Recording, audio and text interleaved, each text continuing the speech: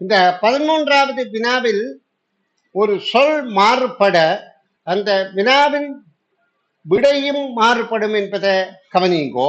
இங்கே தோன்றும் என்ற சொல் தரப்பட்டுள்ளது. உண்மையிலேயே இங்கே தோன்றாத தோற்றத்தை தெரிவு செய்க என்றுதான் கேட்கப்பட வேண்டும்.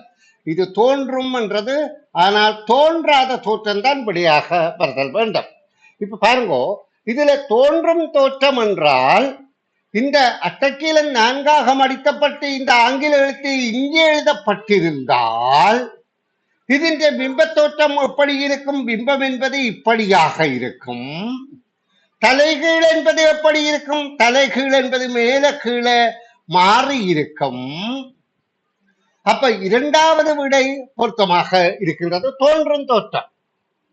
அப்படி இல்லாது அடுத்த பக்கத்தில் நாங்கள் இந்த ஆங்கில எழுத்து இருக்குமாக இருந்தால் இதனுடைய பிம்பத்தோற்றம் இப்படி இருக்கும், மேலே அதன் தலைகீழ தோற்றம் இப்படி இருக்கும், இதன் தலைகீழ் தோற்றம் இப்படியாக இருக்கும். அப்ப இந்த விடையின் தோன்றும் தோற்றத்துக்கு பொருந்துகின்றது. முதல் நாங்கள் இதை இங்கே எழுதின போது இந்த விடை தோன்றுகின்றது.